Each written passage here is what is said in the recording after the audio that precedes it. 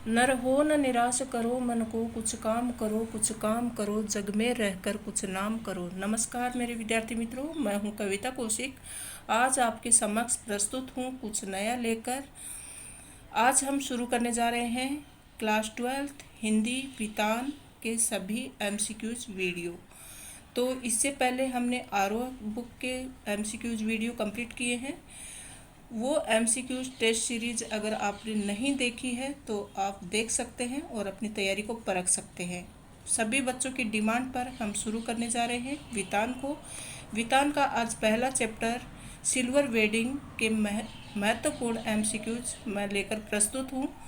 Video कैसा लगा अवश्य कमेंट बॉक्स में लिखें और अपनी तैयारी को परख कर बताएं कि वीडियो से आपको कितनी हेल्प मिल रही है। चलिए शुरू करते हैं। आज का लेसन है सिल्वर वेडिंग।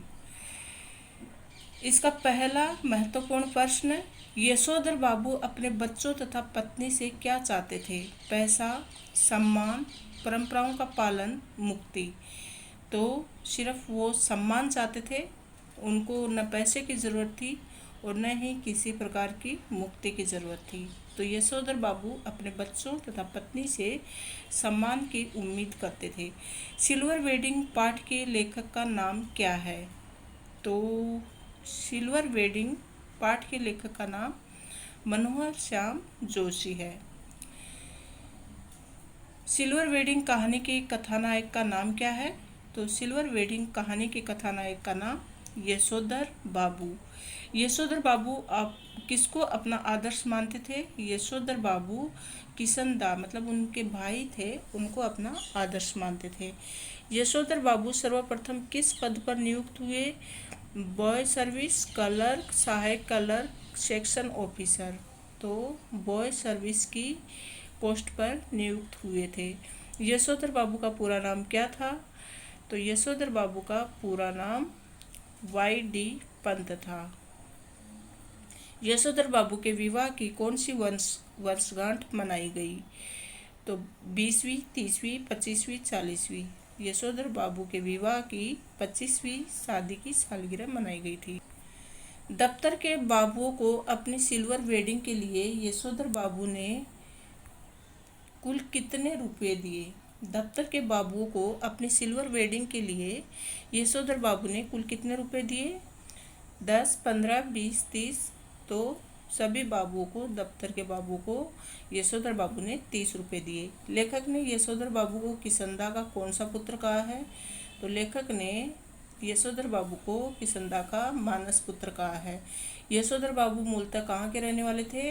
वो कुमाऊं के रहने वाले थे। किशनदा यशोधर को क्या कहकर बुलाते थे? किशनदा यशोधर को भाऊ कहकर बुलाते थे। सिल्वर वेडिंग में गाउन पहनते समय यशोधर बाबू को कौन सी बात चुभी? तो सिल्वर वेडिंग में गाउन पहनते समय यशोधर बाबू को दूध लाने की बात चुभी। जब सब्जी लेकर यशोधर घर पहुँचे तो उनकी दशा कैसी थी? तो जब सब्जी लेकर यशोधर घर पहुँचे तो उनकी दशा द्वारिका से लौटे सुदामा जैसी थी। यशोधर बाबू के कितने बेटे थे? यशोधर बाबू के 3 बेटे थे। यशोधर बाबू किस प्रकार के जीवन के पक्षधर थे? तो वो सादगीपूर्ण जीवन जीना चाहते थे, बनावटी और मौज मस्ती वाला जीवन उनको पसंद नहीं था। यशोधर बाबू जुड़े हुए थे आधुनिकता से, पुरानी परंपराओं से, विलायती जीवन से, सरकारी कार्यालय से। तो वो जुड़े हुए थे पुरानी परंपराओं से। यशोधर बाबू की पत्नी किसका साथ देती है? यशोधर बाबू की पत्नी अपने बच्चों का साथ देती है। यशोधर बाबू के बड़े लड़के को कितने रुपए मासिक की नौकरी मिली? तो उसके बड़े बेटे को 1500 रुपये मासिक की नौकरी मिली। उस समय 1500 रुपये भी बहुत ज़्यादा होते थे। यशोधर बाबू का अपने बच्चों के प्रति कैसा व्यवहार था? यशोधर बाबू का अपने बच्चों के प्रति अलगाव भरा व्यवहार था। यशोधर बाबू के क्वार्टर में कितने कमरे थे? उनके क्वार्टर में 2 कमरे थे। सिल्वर वेडिंग पर भूषण ने अपने पिता को क्या उपहार दिया? सिल्वर वेडिंग में पर भूषण ने अपने पिता को ऊनी ड्रेसिंग गाउन उपहार में दिया। वितान से आज सेकेंड लेसन जूझ, इसके एमसीक्यूज कंप्लीट करेंगे। इससे पहले हमने सिल्वर वेडिंग कंप्लीट कर लिया है। उसके एमसीक्यूज आप वीडियो के माध्यम से देख सकते हैं। उस वीडियो से आपको एक प्रश्न का जवाब देना है कि जो यशोधर बाबू रहते हैं वो किसको अपना आदर्श मानते हैं। इसका जवाब आप कमेंट बॉक्स में अवश्य लिखें। और यशोधर बाबू की कौन सी शादी की सालगिरह मनाई जा रही थी। चलिए आगे का आज का लेसन जूझ, इसके सभी एमसीक्यूज अभी हम देखेंगे। इसका पहला क्वेश्चन है, लेखक का दादा जल्दी कोल्हू क्यों चलाता था। लेखक का दादा जल्दी कोल्हू क्यों चलाता था। जल्दी काम खत्म करने के लिए, अधिक पैसे के लिए, अपनी आवारागर्दी के लिए, आराम करने के लिए। तो वह अधिक पैसे कमाने के लिए कोल्हू चलाता था। लेखक की कक्षा के मॉनिटर का नाम क्या था। वसंत पाटिल, चौहान पाटिल, मनोहर पाटिल, राव पाटिल। तो लेखक की कक्षा के मॉनिटर का नाम था वसंत पाटिल। कहानी के शीर्षक जूझ का अर्थ है संघर्ष, चालाकी, मेहनत, कठिनाई। तो जूझ का अर्थ है संघर्ष। जूझ पाठ के रचयिता का नाम है फणीश्वर नाथ रेणु, आनंद यादव, धर्मवीर भारती, मनोहर श्याम जोशी। तो जूझ पाठ के रचयिता का नाम है आनंद यादव। जूझ उपन्यास मूलतः किस भाषा में रचित है। जूझ उपन्यास मूलतः मराठी, गुजराती, अवधी, ब्रिज। तो मराठी भाषा में रचित है। जूझ के कथानायक का क्या नाम बताया गया है। आनंदा, दत्ताजीराव, मोहन आनंद, कमल आनंद। तो जूझ के कथानायक का आनंदा नाम बताया गया है। पाठशाला जाने की बात लेखक ने सबसे पहले किससे की। तो पाठशाला जाने की बात लेखक ने सबसे पहले अपनी माँ से की। पढ़ाई के लिए लेखक अपनी माँ के साथ किसके पास गया। पढ़ाई के लिए लेखक अपनी माँ के साथ दत्ताजी राव के पास गया। सौंदलगेकर किस विषय का अध्यापक था। अंग्रेजी का, गणित का, मराठी का, संस्कृत का। तो जो सौंदलगेकर था वह मराठी का अध्यापक था। लेखक की माँ के अनुसार उसका पति दिन भर किसके पास रहता है। तो लेखक की माँ के अनुसार उसका पति दिन भर रखमाबाई के पास रहता है। खेत का कौन सा काम समाप्त होने के बाद लेखक ने माँ से पढ़ाई की बात की। पानी लगाने का काम, बिजाई का काम, कटाई का काम, कोल्हू का काम। तो यहाँ पर आंसर आएगा कोल्हू का काम। लेखक पढ़ना क्यों चाहता है। ज्ञान के लिए, नौकरी के लिए, विद्वान बनने के लिए, कवि बनने के लिए। तो लेखक नौकरी के लिए पढ़ना चाहता है। लेखक की माँ के अनुसार पढ़ाई की बात करने पर लेखक का पिता कैसे गुर्राता है। कुत्ते के समान, शेर के समान, जंगली सुअर के समान, चित्ते के समान। तो लेखक की माँ के अनुसार पढ़ाई की बात करने पर लेखक का पिता जंगली सुअर के समान गुर्राता है। लेखक की माँ के अनुसार उसके पति ने लेखक को पाठशाला जाने से क्यों रोक दिया। खर्चे से बचने के लिए, बीमारी से बचने के लिए, अनपढ़ता से बचने के लिए, खुद काम से बचने के लिए। तो खुद काम से बचने के लिए उसके पति ने लेखक को पाठशाला जाने से रोक दिया। दादा राव साहब के यहाँ तत्काल क्यों चला गया। तो अपना सम्मान समझकर, डर कर, पैसों के लालच से, घबरा कर। तो दादा राव साहब के यहाँ अपना सम्मान समझकर चला गया। लेखक के पिता का नाम क्या था। रत्नाप्पा, कृष्णप्पा, रामप्पा, मोहनप्पा। तो लेखक के पिता का नाम रत्नाप्पा नाम था। शर्त के अनुसार पाठशाला जाने से पहले लेखक को सवेरे कितने बजे तक खेत में काम करना होता था। तो शर्त के अनुसार पाठशाला जाने से पहले लेखक को सुबह 11 बजे तक काम करना था। स्कूल से छुट्टी के बाद लेखक को कितने घंटे पशु चराने होते थे। स्कूल से छुट्टी के बाद लेखक को 1 घंटा पशु चराना होता था। लेखक के कक्षा अध्यापक का नाम क्या था। वसंत, सौंदलगेकर, मंत्री, मोहन। तो लेखक के कक्षा अध्यापक का नाम मंत्री था। जूझ कहानी में लेखक की किस प्रवृत्ति का उद्घाटन हुआ है। जूझ कहानी में लेखक की संघर्षमयी प्रवृत्ति का इसमें उद्घाटन हुआ है। जिस शरारती लड़के ने लेखक के सिर से गमछा छीना था उसका नाम क्या था। उसका नाम चौहान था। लेखक को गणित पढ़ाने वाले मास्टर का नाम क्या था। लेखक को गणित पढ़ाने वाले मास्टर का नाम मंत्री था। लेखक के पिता की कैसी प्रवृत्ति थी, मतलब दादा की। तो गुस्सैल और हिंसक स्वभाव वाले थे वो। क्लास 12 अतीत में दबे पांव, हिंदी वितान से चैप्टर नंबर 3। एक बच्चे ने कमेंट किया था, मैम ये लेसन बहुत हार्ड है, टफ लगता है, इसके एमसीक्यूज भी कंप्लीट करवाएं। तो कुछ भी नहीं असंभव होता जब संकल्प किए जाते हैं, संकल्पों में जब साहस को सुदृढ़ चरण दिए जाते हैं।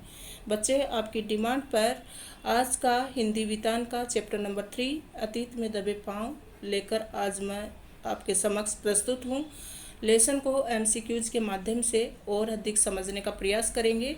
एक एक क्वेश्चन इसमें जो इम्पोर्टेंट है उसको शामिल किया गया है और उससे आपकी तैयारी को मजबूती मिलेगी और पाठ भी आपके लिए आसान हो जाएगा। चलिए शुरू करते हैं। पहला प्रश्न है, कोठार किसके काम आता होगा? सुरक्षा के लिए, धन जमा करने के लिए, अनाज जमा करने के लिए, पानी जमा करने के लिए। तो देखो, ये जो लेसन है वो सिंधु घाटी सभ्यता से संबंधित है और वहाँ जो जितनी भी चीज़ें मिली हैं मोहनजोदड़ो हड़प्पा की खुदाई में और सिंधु घाटी सभ्यता के जितने भी स्थल हैं वहाँ से जो जो सामान मिला है उस पर ये लेसन बनाया गया है। तो कोठार जो मिले वो किस काम आते होंगे? तो वो आते होंगे अनाज जमा करने के लिए। दाढ़ी वाली मूर्ति का नाम क्या रखा गया? मुख्य नरेश, धर्म नरेश, याजक नरेश, गौण नरेश। तो दाढ़ी वाली मूर्ति का नाम जो कि मिली थी मोहनजोदड़ो से, उसका नाम रखा गया याजक नरेश। मोहनजोदड़ो हड़प्पा से प्राप्त हुई नर्तकी की मूर्ति किस राष्ट्रीय संग्रहालय में रखी गई? तो ये इस्लामाबाद संग्रहालय, लाहौर संग्रहालय, दिल्ली संग्रहालय, लंदन संग्रहालय। तो ये दिल्ली संग्रहालय में रखी गई। हालांकि जो हड़प्पा और मोहनजोदड़ो है दोनों ही अभी पाकिस्तान में हैं। मोहनजोदड़ो की गलियों तथा घरों को देखकर लेखक को किस प्रदेश का ख्याल आया? तो मोहनजोदड़ो की गलियों और घरों को देखकर लेखक को राजस्थान प्रदेश का ख्याल आया। मोहनजोदड़ो के घरों में टहलते हुए लेखक को किस गांव की याद आई? कुलधरा, कुलघड़ा, बुलधरा, शुभधरा। तो कुलधरा गांव की याद आई। मोहनजोदड़ो की खुदाई में निकली पंजीकृत चीज़ों की संख्या कितनी थी? तो मोहनजोदड़ो की खुदाई में कम से अधिक 50,000 से भी अधिक संख्या में चीज़ें निकली थी। खुदाई से प्राप्त गेहूं का रंग कैसा होता था? तो खुदाई से प्राप्त गेहूं का रंग काला होता था। अजायब घर में तैनात व्यक्ति का नाम क्या था? नवाज खान, मोहम्मद खान, अली नवाज, अली बख्तावर। तो अली नवाज नाम था। सिंधु सभ्यता की खूबी क्या है? सौंदर्य बोध, संस्कृति बोध, सभ्यता बोध, नागर बोध। तो इसकी खूबी है सौंदर्य बोध। और इसकी एक और विशेषता है कि ये नगरीय सभ्यता थी। इसकी जो बसावट है और बनावट है वो एक नगर की तरह थी, मतलब सुव्यवस्थित, और सड़कें जो थी एक दूसरे को समकोण में काटती थी और नालियों की जो व्यवस्था की गई थी वो बहुत ही सुचारू ढंग से की गई थी। तो कह सकते हैं कि एक नगरीय सभ्यता थी। लेखक ने सिंधु सभ्यता के सौंदर्य बोध को क्या नाम दिया? तो लेखक ने सिंधु सभ्यता के सौंदर्य बोध को समाज पोषित नाम दिया कि समाज के लोगों द्वारा ही इसको सौंदर्य बोध बनाया गया था। मोहनजोदड़ो अपने काल में किसका केंद्र रहा होगा? सभ्यता का, राजनीति का, धर्म का, व्यापार का। तो सभ्यता का केंद्र रहा होगा। मोहनजोदड़ो नगर कितने हेक्टेयर में फैला हुआ था? तो ये 200 हेक्टेयर में फैला हुआ था। पूछा जा सकता है, ध्यान में रखना है। भग्न इमारत में कितने खंबे हैं? तो भग्न इमारत में 20 खंबे हैं। डीके हल्का किसके नाम पर रखा गया? दया काशीनाथ के, दीक्षित काशीनाथ के, धर्म काशीनाथ के, दयालु काशीनाथ के। तो दीक्षित काशीनाथ के नाम पर डीके हल्का नाम रखा गया। मोहनजोदड़ो की लंबी सड़क अब कितनी बची है? तो मोहनजोदड़ो की लंबी सड़क अभी आधा मील बची हुई है। मोहनजोदड़ो में लगभग कितने कुएं थे? तो मोहनजोदड़ो में लगभग 700 कुएं थे। सोचिए आप, कितनी विकसित सभ्यता थी जहाँ पर 700 कुएं एक ही स्थान से मिले। सिंधु घाटी सभ्यता में कौन कौन से फल उगाए जाते थे? तो सिंधु घाटी सभ्यता में खजूर और अंगूर उगाए जाते थे। सिंधु घाटी सभ्यता में कपास पैदा होती थी, इसका क्या प्रमाण है?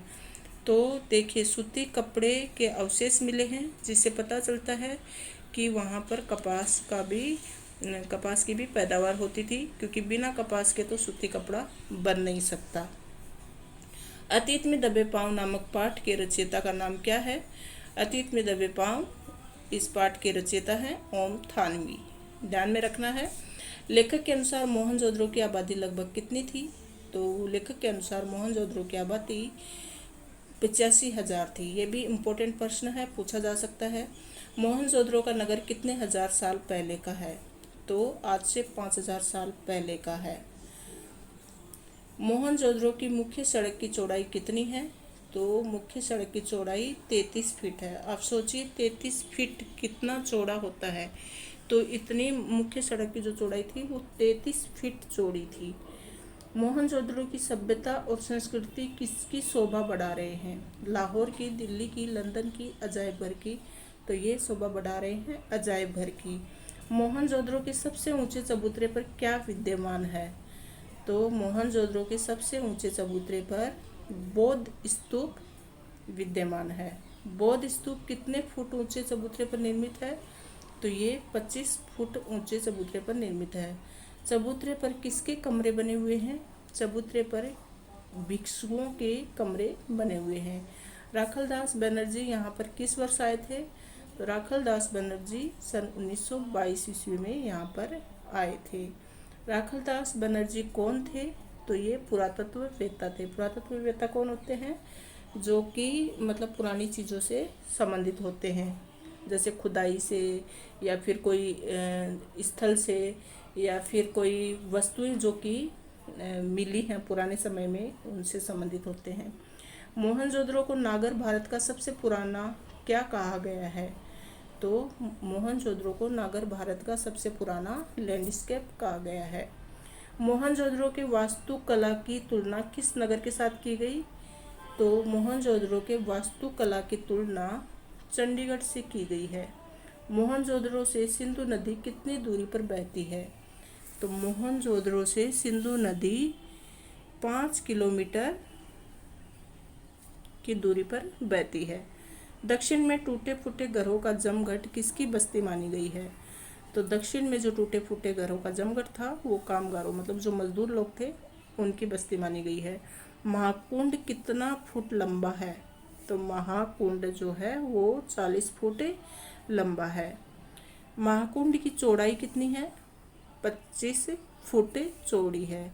तो 40 फुट लंबा और 25 फुट चौड़ा। महाकुंड की गहराई कितनी है? 7 फुट गहरा है। महाकुंड के 3 तरफ किसके कक्ष बने हुए हैं?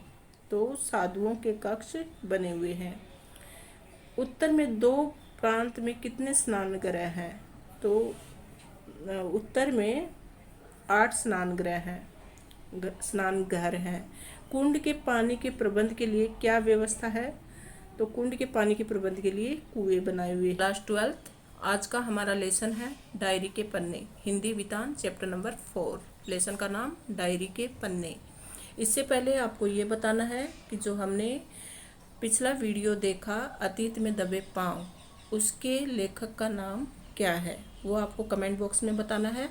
साथ ही साथ जो सिंधु घाटी सभ्यता थी उसमें लेखक के अनुसार उसकी आबादी कितनी थी, मतलब जनसंख्या कितनी थी, वो भी आपको कमेंट बॉक्स में बताना है। दोनों ही महत्वपूर्ण प्रश्न हैं। मैं देखना चाहती हूँ कि आप वीडियो को कितना सीरियसली फॉलो करते हैं। चलिए आज का शुरू कर रहे हैं डायरी के पन्ने। इसका पहला क्वेश्चन है, एन का कौन सा ऐसा शौक था जिसे उसके घर वाले पसंद नहीं करते थे? हर समय पढ़ाई करना, नई नई केस सजा करना, बहुत बोलना, गीत गाना। तो घर वालों को पसंद नहीं था उसके अलग अलग स्टाइल में बाल बनाना, मतलब नई नई केस सजा करना, ये उनको पसंद नहीं था। मिस्टर डसेल के बारे में लेखिका ने किस विशेषण का प्रयोग किया है? तो मिस्टर डसेल को लेखिका ने, मतलब एन फ्रैंक ने चुगलखोर कहा है। मिस्टर डसेल लेखिका की शिकायत किससे करता था? तो मिस्टर डसेल लेखिका की शिकायत लेखिका की मम्मी से करता था। कौन सा देश जर्मनी के विरुद्ध युद्ध में शामिल नहीं हुआ था? तो इंग्लैंड भी हुआ था, फ्रांस भी हुआ था, अमेरिका भी हुआ था, टर्की नहीं हुआ था। जर्मनी के विरुद्ध युद्ध में टर्की शामिल नहीं था। कौन सी मुद्रा अवैध घोषित की गई? तो 1000 गिल्डर का नोट जो था वो अवैध घोषित कर दिया गया था। घायल सैनिकों से कौन बातचीत करता था? तो घायल सैनिकों से हिटलर बातचीत करता था। घायल सैनिक अपने जख्म दिखाते हुए क्या महसूस कर रहे थे? तो घायल सैनिक अपने जख्म दिखाते हुए गर्व महसूस कर रहे थे। हर सोमवार को लेखिका के लिए सिनेमा और थिएटर पत्रिका कौन लेकर आते थे?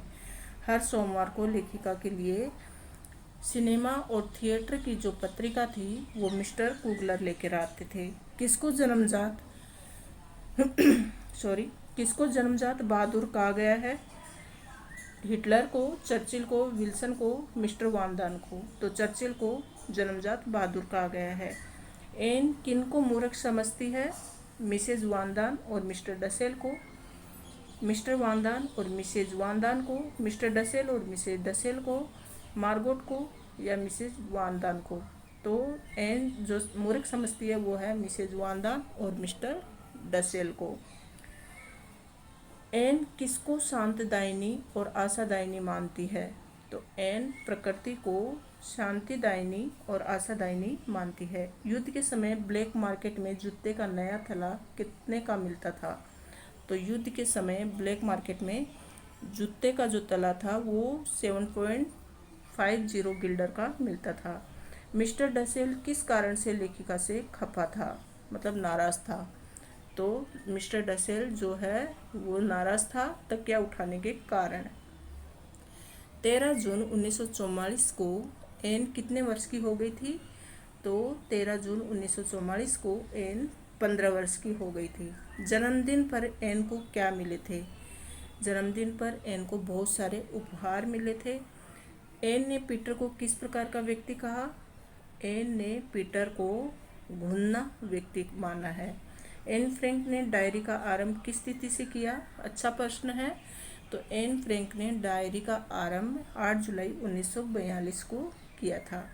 एन फ्रैंक की बड़ी बहन का नाम क्या था? एन फ्रैंक की बड़ी बहन का नाम मार्गोट था। एन फ्रैंक के पापा को किसके बुलावे का नोटिस मिला था? एन फ्रैंक के पापा को SSS से नोटिस मिला था, ASS से। मिस्टर वान एन फ्रैंक के पापा का क्या लगता था? तो वो बिजनेस पार्टनर था। ASS के बुलावे का क्या मतलब था? ASS के बुलावे का मतलब था यातना शिविर में जाना। अच्छा प्रश्न है, आपको ध्यान में रखना है। एन फ्रैंक किस धर्म से संबंधित थी? तो एन फ्रैंक यहूदी धर्म से संबंधित थी। ASS का बुलावा किसके लिए आया था? ASS का बुलावा मार्गोट के लिए आया था। एन फ्रैंक के परिवार ने बुलावे के कारण क्या फैसला लिया? तो एन फ्रैंक के परिवार ने बुलावे के कारण अज्ञातवास में जाने का फैसला लिया। अज्ञातवास क्या होता है बच्चों? जहाँ ऐसी जगह जो किसी को भी उसके बारे में पता नहीं हो। तो अज्ञातवास में जाने के लिए एन फ्रैंक के परिवार की किसने सहायता की? तो अज्ञातवास में जाने के लिए एन फ्रैंक के परिवार की मीएफ ने सहायता की। मीएफ कब से एन फ्रैंक के पापा की कंपनी में काम कर रही थी? मीएफ सन 1933 से एन फ्रैंक के पापा की कंपनी में काम कर रही थी। एन फ्रैंक ने अपनी बिल्ली को कहाँ पर छोड़ा? एन फ्रैंक ने अपनी बिल्ली को पड़ोसियों के पास छोड़ा। एन फ्रैंक के परिवार ने पहले कब अज्ञातवास में जाने का फैसला लिया था? पहले 16 जुलाई को उनके परिवार ने वहाँ जाने का फैसला लिया था। एन फ्रैंक का परिवार कहाँ पर छिपकर रहा? तो एन फ्रैंक का परिवार पापा के ऑफिस की इमारत में छिपकर रहा। एन के परिवार ने कितना वक्त छिपकर गुजारा? तो एन के परिवार ने 2 वर्ष छिपकर गुजारा। ये भी बहुत इम्पोर्टेंट प्रश्न है, आपको ये भी याद रखना है कि 2 वर्ष तक वो अज्ञातवास में रहे थे। मार्गोट की कितनी आयु थी? मार्गोट की आयु थी 16 वर्ष। मिस्टर वान किस धर्म के थे? मिस्टर वान यहूदी धर्म के थे। एन के परिवार की पालतू बिल्ली का नाम क्या था? तो एन के परिवार की जो बिल्ली थी उसका नाम था मुतरजे। यहूदी बाहर निकलते समय कैसा सितारा पहनते थे? तो पीला सितारा पहनते थे। अगला प्रश्न है बच्चों, एन के घर वालों ने खिड़कियों को किससे ढक रखा था? तो एन के घर वालों ने खिड़कियों को ब्लैकआउट वाले पर्दे से ढक रखा था।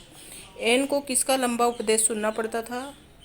एन को अपनी माँ का लंबा उपदेश सुनना पड़ता था। Thank you so much.